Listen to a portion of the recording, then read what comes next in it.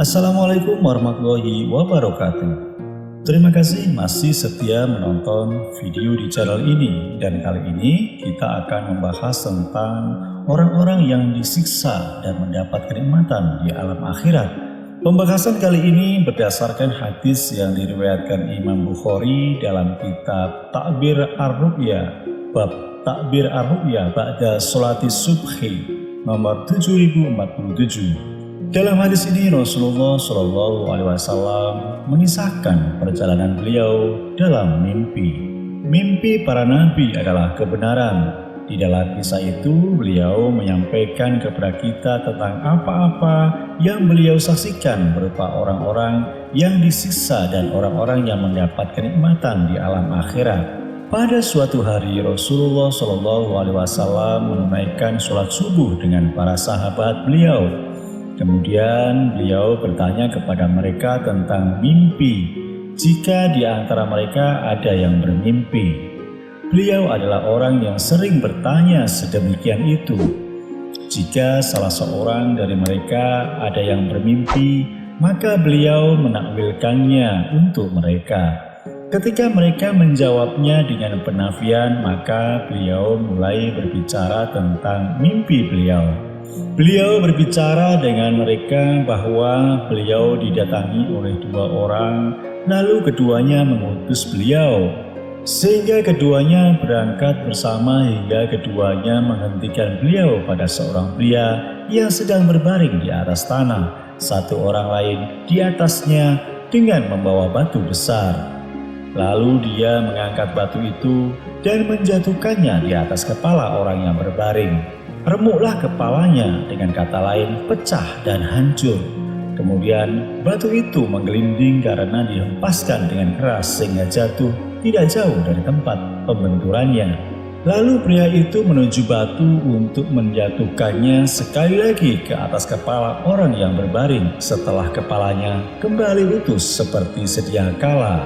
Demikianlah dilakukan berulang-ulang. Ketika Rasulullah Shallallahu Alaihi Wasallam bertasbih kepada Rabb-Nya, memohon kedua orang utusan itu menafsirkan dari apa yang beliau saksikan. Namun keduanya tidak memberikan jawaban, akan tetapi keduanya meminta kepada beliau agar melanjutkan perjalanan bersama mereka menuju pertunjukan lain. Maka keduanya berangkat bersama beliau hingga menghentikan beliau pada orang lain yang terlentang bertumpu di atas tengkuknya. Seorang lain bersamanya membawa gancu dari besi. Dengan membawa gancu itu datang kepada orang yang terlentang, lalu meletakkan gancu pada mulutnya, lalu menarik dengan keras dan kasar sehingga merobeknya memanjang ke arah punggungnya. Dia juga melakukan demikian itu kepada hidung dan matanya. Kemudian dia berpindah ke sisi keduanya dan melakukan hal yang sama padanya. Lalu dia kembali ke sisi pertama yang dia lihat telah kembali utuh. Lalu dia melakukan hal yang sama sebagaimana yang dia lakukan pertama kali. Demikianlah dia lakukan secara berganti-ganti. Rasulullah Shallallahu Alaihi Wasallam bertanya kepada kedua kawannya sebagaimana dia bertanya pertama kali. Keduanya menjawab pertanyaan beliau sebagaimana jawaban yang pertama sebelumnya dengan mengatakan, "Berangkatlah, berangkatlah." Keduanya tidak memberikan pengertian kepada beliau selain sekedar apa yang beliau lihat. Lalu mereka tiba di suatu bangunan mirip dengan tungku. Bagian bawahnya luas sedangkan bagian atasnya sempit. Dari dalamnya terdengar ramai suara-suara yang bernada sangat tinggi. Rasulullah Shallallahu Alaihi Wasallam melihat ke dalam tungku itu. Ternyata di dalamnya kaum yang terdiri dari laki-laki dan perempuan yang telanjang bulat. Di dalam tungku itu dinyalakan api dari bagian bawah yang membakar mereka. Jika datang kepada mereka kobaran api, mereka menjerit dan gaduh. Rasulullah Shallallahu Alaihi Wasallam bertanya kepada kedua orang yang mendampingi beliau tentang kejadian itu. Keduanya berkata kepada beliau, "Berangkatlah, berangkatlah." Keduanya tidak memberitahukan apa-apa kepada beliau selain apa yang beliau saksikan. Kemudian mereka bertolak hingga sampai pada sebuah sungai yang airnya bagaikan darah yang berwarna merah.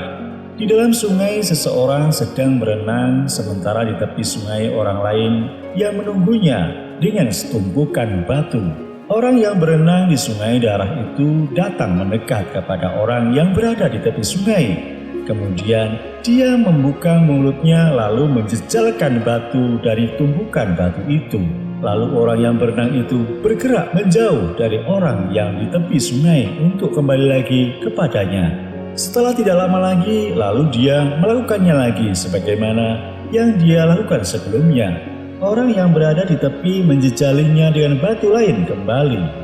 Kemudian mereka bertolak hingga sampai pada orang yang sangat buruk rupa sebagaimana orang yang paling buruk di antara yang orang lain. Padanya api yang hendak dia nyalakan dan kobarkan. Semua pemandangan yang telah disaksikan oleh Rasulullah SAW yang lalu sangat menakutkan, mengerikan, dan memilukan hati. Kemudian orang itu menemani beliau dalam sisi perjalanan menuju pemandangan lain yang menyenangkan dan menggembirakan. Pemandangan menyenangkan yang pertama kali beliau saksikan adalah pemandangan sebuah kebun yang lebat yang memiliki pepohonan tinggi dan hijau. Saking hijaunya menjadikannya cenderung hitam, rumput-rumputnya segar dan lebat. Di dalamnya tumbuh berbagai macam-macam bunga semi. Di dalamnya ada seseorang yang berpostur sangat tinggi dan besar sehingga orang yang melihatnya hampir tidak bisa melihat kepalanya karena posturnya yang sangat tinggi menjulang ke langit. Di sekitarnya anak-anak yang sangat banyak jumlahnya yang mana Rasulullah SAW belum pernah melihat kumpulan anak-anak lebih banyak dari mereka. Kemudian mereka bertolak bersama beliau menuju kebun yang sangat luas. Rasulullah SAW belum pernah melihat kebun yang lebih luas dan lebih indah daripadanya. Di sana juga ada permintaan kepada beliau agar menempuh jalan mendaki. Beliau berjalan naik hingga tiba di sebuah kota yang dibangun dengan bata dari emas dan bata dari perak. Di atas kota itu dinding dan dinding itu memiliki pintu. Mereka datang ke pintu lalu mereka meminta izin untuk masuk. Lalu mereka diberi izin. Di dalamnya sejumlah orang menyambut mereka. Separuh dari mereka adalah sebaik-baik penampilannya, sebagaimana orang-orang yang paling baik yang pernah engkau lihat. Sedangkan separuh lagi seburuk-buruk orang, sebagaimana yang pernah engkau lihat. Dua orang yang mendampingi Rasulullah SAW memerintahkan kepada mereka agar pergi dan masuk ke dalam sungai yang melintangi di dekat mereka. Airnya putih jernih dan murni dan sama sekali tidak tercampur. Mereka pergi dan masuk ke dalamnya. Kemudian mereka datang kembali dengan keburukan yang telah musnah dari mereka, yang semula ada pada mereka, sehingga penampilannya menjadi paling bagus. Ketika itu kedua pendamping Rasulullah SAW berkata kepada beliau. Keduanya memperkenalkan kota yang dilihat oleh Rasulullah SAW. Ini adalah surga Aden.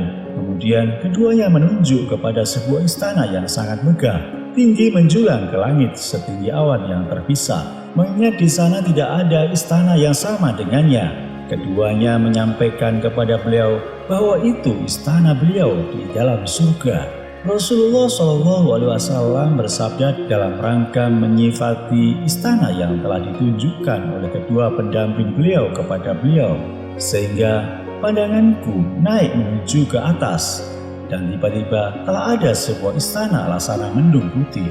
Beliau memohon kepada keduanya agar mengizinkan beliau untuk memasukinya. Keduanya berkata kepada beliau, "Adapun sekarang tidak boleh, tetapi engkau akan memasukinya, yakni di waktu yang akan datang."